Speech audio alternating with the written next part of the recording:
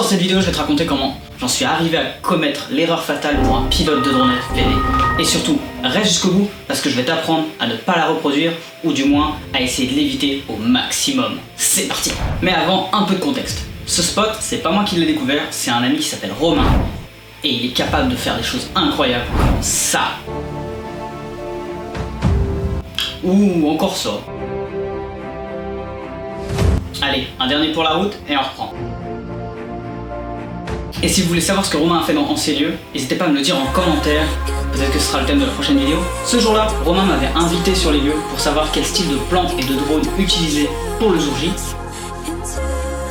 Une fois le repérage au sol fait, on va prendre un peu d'altitude et commencer à se familiariser avec la zone avec mon drone stabilisé Mavic R2.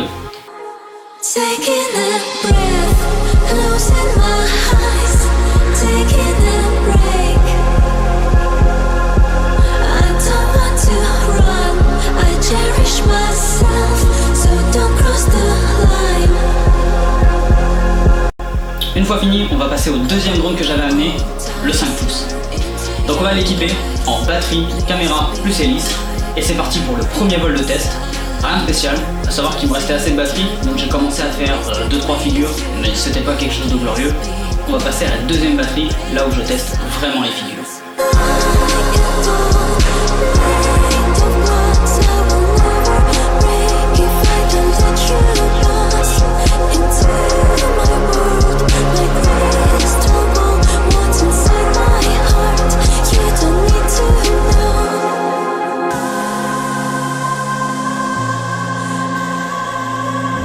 Deuxième batterie, donc je commence à faire mes lignes pour pouvoir proposer les meilleurs plans adaptés à Romain et son exploit. Après un bon moment à réaliser toutes les lignes que je voulais, il me reste un peu de batterie, à peu près 2 minutes j'estime, pour tenter une dernière figure, c'est-à-dire un simple orbite autour de l'antenne à 275 mètres, quand d'un coup le pire des sons retentit. RF signal critical. À ce moment-là, plus rien. Perte totale de signal entre la radiocommande et le drone. La chute commence. Le pire, c'est que j'assiste impuissant à travers mon casque qui lui est toujours connecté au drone à sa chute terrible jusqu'à ce qu'il heurte le sol. Mais alors, qu'est-ce qui s'est passé? L'antenne, tout simplement. Ces monstres d'acier sont des dangers à fuir pour nous pilotes. Et franchement, d'expérience à fuir. Voilà mon premier conseil. Le risque est beaucoup trop élevé sur ce genre de site. Toutefois, tu veux quand même tenter ta chance, je vais te révéler comment moi j'ai fait pour voler malgré les ondes. Mon conseil, il est assez simple. Augmentez la puissance de votre radiocommande. La mienne, elle était bloquée à 10 et je l'ai augmentée à 25, qui est le maximum autorisé en France. Après, il faut savoir que ça peut ne pas marcher. C'est pas dit à 100% que ce soit ça le paramètre qui changera tout. L'histoire aurait pu s'arrêter là, mais je vous rappelle que mon drone a fait une chute de 175 mètres dans de l'herbe haute et je ne sais absolument pas où il est. C'est là qu'entre en jeu ma FC. Elle m'a sauvé la vie.